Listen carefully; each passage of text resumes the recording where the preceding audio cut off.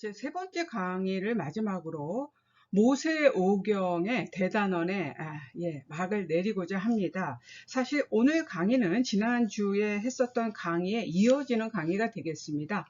아무튼 간에 오늘 강의로 대체적으로 제가 드리고 싶었던 얘기를 좀 제한된 시간 내에서 맞춰보고자 하고요. 이번 강의가 맞춰지게 되면 또 저희가 기회가 되면 다른 좋은 컨텐츠로 또 성경 공부를 이어가도록 하겠습니다. 우리가 지난 시간에 이 가나안이 평안함이 보장된 그런 그냥 어떤 외부의 환경이 세팅되는 그런 장소가 아니라 모든 상황에서 하나님께 순종하는 어떤 영혼의 상태를 가나안이라 말할 수 있다. 이 말씀을 드렸습니다. 그래서 오늘은 이제 모세가 이 뺄 수 없는 중요한 인물인데 빼놓고 얘기할 수 없는 인물이죠. 이 모세에 대해서, 모세의 인생에 대해서 좀 얘기를 해보면서 우리 신앙인의 삶이 어떠해야 될지를 좀 모세를 통해서 많이 배워보고자 합니다. 그럼 시작하도록 하겠습니다.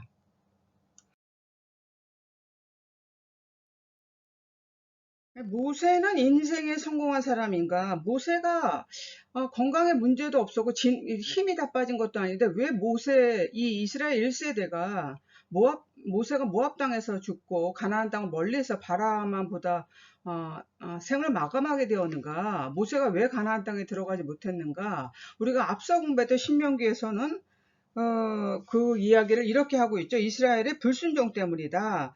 그래서 이 모세가 그 이스라엘 민족과 운명을 같이 한다는 의미에서 가나안 땅에 들어가지 못한 것이다. 이렇게 신명기는 얘기를 하거든요. 그게 이제 신명기 1장이나 그리고 신명기 3장에 나오는 내용입니다.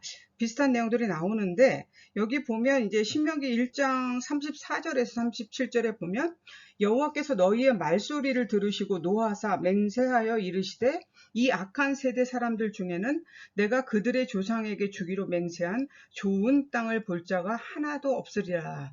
이렇게 얘기하고 있거든요. 그래서 신명기는 이 이스라엘 불순종 때문에 모세가 가나안에 못 들어갔다 얘기를 하고 이 민수기에서는요. 민수기 한번 여러분 성경책 찾아보시죠. 20장 10절부터 12절에 보면 이런 얘기가 나오거든요.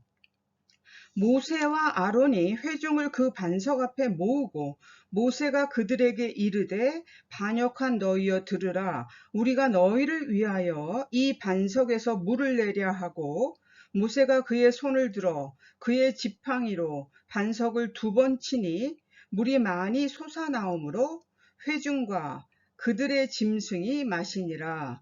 여호와께서 모세와 아론에게 이르시되 너희가 나를 믿지 아니하고 이스라엘의 자손의 목전에서 내 거룩함을 나타내지 아니한 고로 너희는 이 회중을 내가 그들에게 준 땅으로 인도하여 드리지 못하리라 하시니라.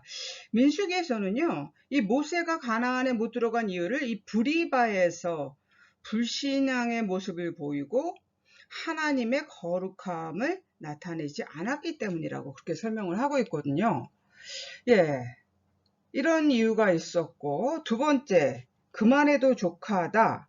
이런 말씀이 어디 나오냐면, 이렇게 아무리 모세가 가끔 불신앙의 모습을 보였더라도, 방금 우리가 민수기의 말씀 20장에 그런 불신앙의 모습을 보였잖아요.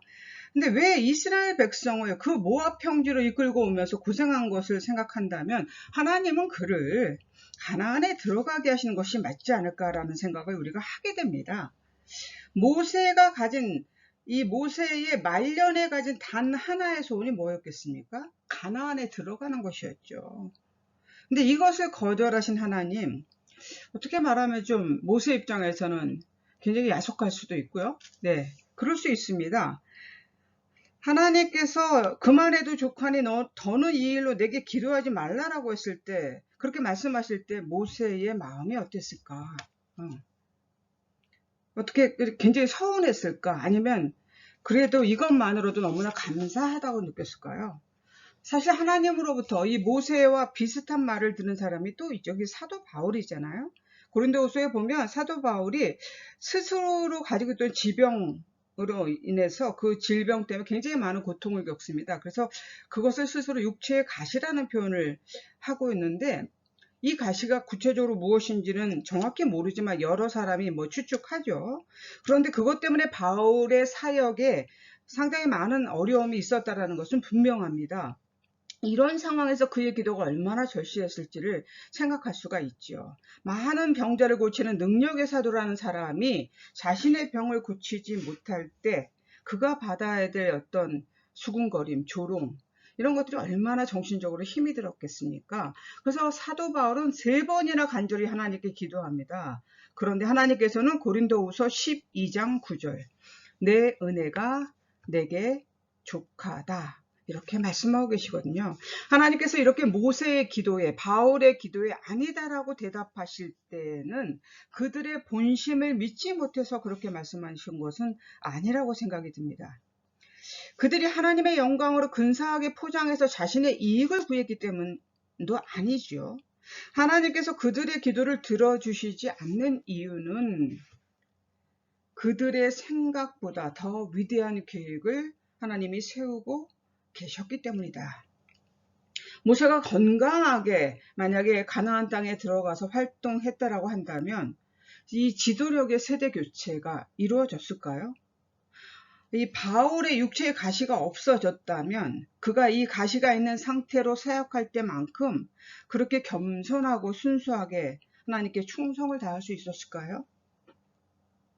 어떻게 보면 인간의 이 나약함, 이것을 꿰뚫어 보시는 하나님의 이 놀라우신 섭리와 계획 가운데 모세가 가나안 땅에 들어가지 못했기 때문에 여호수아가 자연스럽게 새 시대의 지도자로 자리매김하고 바울의 육체의 가시가 사라지지 않았기 때문에 그의 그 연약함을 통해서 하나님의 능력이 더욱 크게 나타날 수 있었다. 이렇게 볼 수 있다라는 것입니다. 그 은혜가 내게 족하다라고 하는 어떤 생각이 우리 신앙인들에게 있어야 될 것이다. 3번째는 그 인생의 성공이라는 말을 써놨는데요. 우리 신앙인들은 너무 조급하게 생각하지 말고 멀리 내다볼 줄 알아야 된다. 내가 뭔가 애쓰는 일이 일마다 막히고 기도하는 것들이 제때 이루어지지 않고 계속 하나님께서 아니다라고 말씀하실 때에 우리 신앙인들은 어때요? 그 모든 것들을 내려놓고, 이 내려놓는 신앙 저 너무너무 중요하다 생각합니다. 우리 너무 집착이 강해요. 제가 굉장히 많은 상담들을 하는데 그러면 특별히 죄송한 말씀이지만 어쩌면 예수 믿는다는 사람들이 집착이 강한 경우를 전 많이 봤습니다. 종교를 가지고 있지 않은 사람보다 그런 경우도 많이 봤습니다. 우리는 좀 내려놔야 됩니다. 모든 것들을 내려놔야지만이 내려놓고 그리고 낮아지고 내려놓고 그 밑으로 들어가야지만이 하나님의 음성을 들을 수 있는 겸손함이 우리에게 생긴다. 저는 이렇게 생각합니다.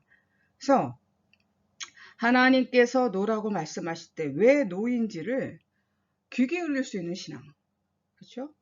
내 인생의 목표가 하나님께 영광을 돌리는 것이라고 한다면 그게 빨리 가야 될 이유가 어디 있습니까? 내가 빨리 가야 될 이유가 어디 있습니까? 내가 좀 늦게 가고 우회하더라도 길이 막힐지라도 하나님께서 현재 나에게 주시는 이 노를 통해서 또 새로운 역사를 만들어 가심을 우리가 좀 이 모세와 사도 바울의 이야기를 통해서 발견하시기를 바란다. 이런 말씀을 드리고 싶습니다. 그래서 자신의 꿈에 이루는 것이 성공이 아니잖아요. 하나님의 계획이 이루어지시고 그리고 하나님께서 영광 받으시는 것이 우리 기독교인들의 성공이라는 것. 그래서 우리에는 자꾸 내 기도의 제목이 하나님께서 예스 해주시고 제때 딱딱 들어주시고 뭔가 시도하는 일들마다 만사형통하고 이거를 축복이라 생각하고 성공이라 생각하면 그거야말로 자신의 좁은 세계관과 그 자신의 세계 속에 하나님을 가두는 못난 짓이다. 하나님은 우리보다 훨씬 말할 수 없을 정도로 광대하신 분이시고 우리의 모든 일거수일투족을 꿰뚫으시면서 우리의 삶을 통해서 하나님의 섭리를 이뤄가시려고 하는 분, 우리가 만나는 만남들과 그리고 우리가 문제라고 여기는 그 문제를 통해서도 하나님의 일을 이루시는 분이시기 때문에 그것들을 깊이 묵상하면서 받아들일 수 있는 그런 신앙인의 모습이 필요하다. 이렇게 말씀드릴 수 있겠습니다. 네, 오늘 선택하라. 첫 번째는 이제 생명의 길인데요. 신명기 30장 한번 여러분 보시면 15절부터 18절에 가나안 땅을 앞에 두고 모세가 백성들에게 양자택일을 요구하는 장면이죠. 보라, 내가 오늘 생명과 복과 사망과 화를 내 앞에 두었나니 곧 내가 오늘 내게 명령하여 내 하나님 여호와를 사랑하고 그 모든 길로 행하며 그의 명령과 규례와 법도를 지키라 하는 것이라.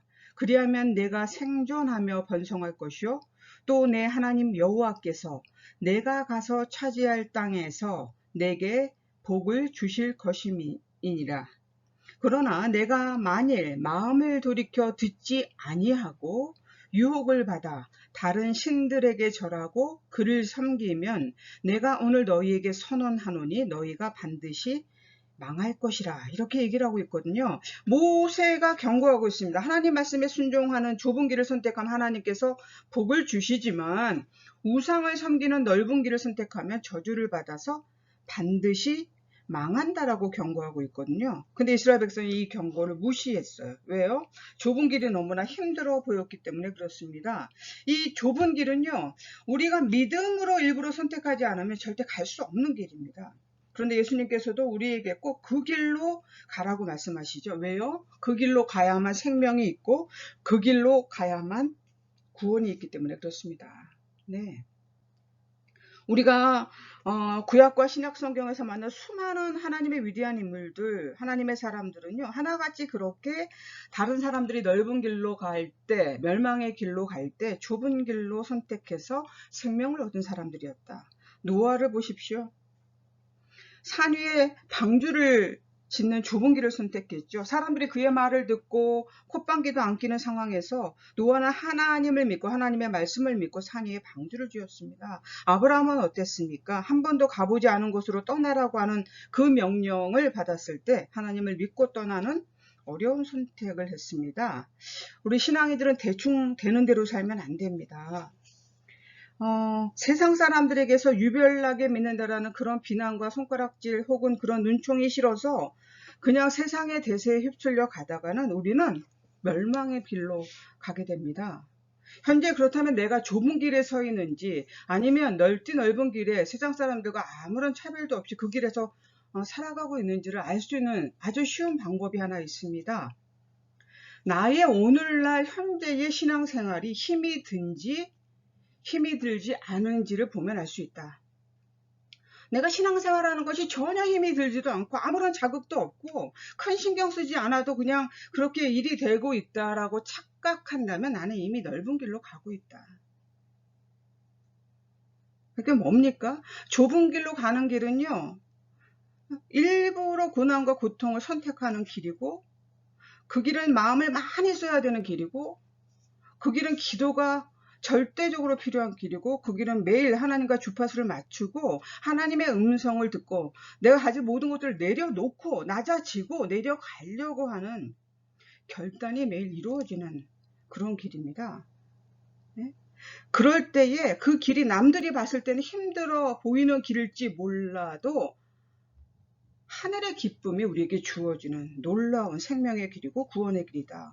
네? 이런 좁은 길을 걸어가는 사람들에게는 하나님께 주시는 하늘의 은혜가 있다는 것이죠. 그렇게 되면 우리가 세상을 이기는 그 놀라운 능력을 가지게 된다라고 성경은 분명히 우리에게 말씀하고 있는 것입니다. 두 번째는 온전한 사랑이다.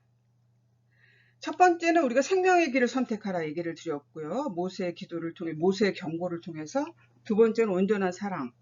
이 생명으로 인도하는 좁은 길은 결국은 우리 기독교인들, 그 웨슬리 목사님의 어떤 언어로 보면 성화의 길입니다. 이게 성화의 길입니다. 예수님을 주님으로 영접할 때 우리는 의롭다함, 곧 칭의를 얻습니다. 그리고 하나님의 자녀로 거듭나게 되거든요. 그래서 하나님의 자녀로 거듭남과 동시에 우리는 성화의 길을 시작하게 되는 것입니다. 마치 아이가 태어나면 그 즉시로 자라기 시작하는 것과 마찬가지죠. 생명으로 다시 태어난 성도가 지향하는 이 성화의 종착점은 뭐냐? 그게 바로 온전한 사랑입니다. 이 온전한 하나님 사랑이 신명기 여러분 한번 6장의 말씀 펴보시죠. 6장 4절에서 5절 제가 읽을 텐데 여러분 눈으로 한번 성경을 보시면서 같이 보셨으면 좋겠습니다. 이스라엘아 들으라. 우리 하나님 여호와는 오직 유일한 여호와이시니 너는 마음을 다하고 뜻을 다하고 힘을 다하여 내 하나님 여호와를 사랑하라. 네, 아멘. 이 온전한 사랑입니다.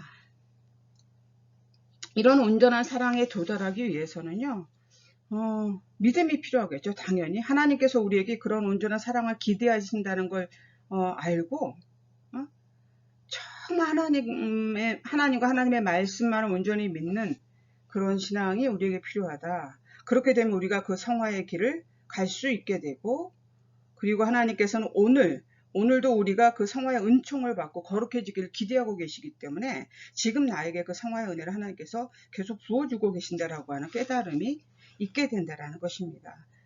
결국 이 신명기는 오늘 생명을 선택하는 결단을 내리라고 우리에게 촉구하고 있습니다. 우리가 거룩해지는 건 이 성화의 길을 가는 것이 먼 이야기가 아니라 그것은 내 신앙하고 상관이 나는 너무 작은 사람이고 너무나 부족해서 그건 나랑 상관없는 일 아니에요가 아니라 내가 그게 언제 도달할 수 있을지 걱정되는 그 길이 아니라 결단하고 시작하면 하나님께서 그 성화의 길로 우리를 계속 인도해 주신다라고 하는 믿음이 있을 때에 우리는 이 길을 선택하고 걸어갈 수 있게 된다는 것, 그것을 여러분이 기억하셨으면 좋겠습니다.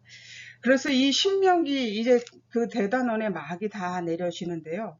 그리고 이 오세오경을 다 마무리하면서 신명기가 굉장히 이 독특한 구약성경의 위치입니다. 그 앞의 책들을 다 요약 정리해 주면서도 다른 한편으로는 이제 앞으로 여호수아부터 열왕기하에 이르는 이 역사서의 신학적인 역사적인 토대를 제공하는 책이 바로 신명기입니다. 그래서 하나님의 백성이나 왕이 하나님의 말씀에 순종하면 복을 받지만 불순종하면 벌을 받는다는 것, 그리고 이방 풍속을 도입하는 혼합주의는 배교와 같다라는 것, 그리고 이스라엘은 예루살렘 성서와 다윗 왕가를 중심으로 살아야 한다라는 것을 얘기하고 있고, 왕은 군사력과 부를 의지하지 말고 하나님만을 의지해야 한다는 거, 이런 그 신명기의 핵심 원리들이 이 역사서의 내용을 결정하고 있거든요. 그래서 이 신명기의 세계관이 상당히 앞으로 구약성경의 전반을 지배하는 상당히 중요한 이야기가 되겠습니다. 부족한 강의가 이제 대체적으로 맞춰지게 되겠습니다. 여러분도 어떻게 들으셨는지 모르겠습니다. 말씀 사이사이에 혹시라도 제가 인간인지라 하나님의 말씀을 가리우는 이야기들이 있었다면 용서해 주시고요. 그 모든 것도 하나님께서 그런 것들은 다 머리에서 지워주시고 온전히 하나님의 말씀만 여러분의 마음밭에 새겨져서 씨앗이 웅터지고 자라나고 결실을 맺고 내 삶을 움직이는 삶의 문장이 되어서 이 어려운 시대에 우리가 정말 참다운 그리스도인으로 살아가는 그런 데에 조금이나마 도움이 됐으면 하는 바람이 있습니다. 네, 결론입니다. 방금 드렸던 말씀 또 한번 정리해 드리면 신명기가 이 모세오경을 마무리하면서 어떤 우리에게 신학적인 앞으로 역사서를 통해서 역사적인 토대를 제공하는 책이고, 하나님의 백성이나 왕이 하나님의 말씀에 순종하면 복을 받고 불순종하면 벌을 받는다라는 것. 우리는 뭐 왕뿐만이겠습니까? 우리는 내가 가진 부나 내가 가진 힘에 의지하지 말고 하나님만을 의지하며 살아가야 된다. 이런 것이 바로 신명기의 핵심 원리라고 얘기할 수 있겠다. 그래서 신명기는 모세오경과 역사서를 읽는 어떤 다리와 같은 역할을 하고 있는 책으로 생각해 볼 수 있는 것입니다. 하나님, 신명기가 가르쳐준 예배의 삶, 가나안의 삶을 살아가길 원합니다. 나를 넘어서서 이웃의 소외된 자들과 함께 나누며 함께 즐거워하는 삶을 살아가길 원합니다. 우리가 그러한 예배를 회복할 수 있도록, 그러한 영성을 회복할 수 있도록 인도해 주시옵소서. 주 예수 그리스도의 이름으로 기도드립니다. 아멘.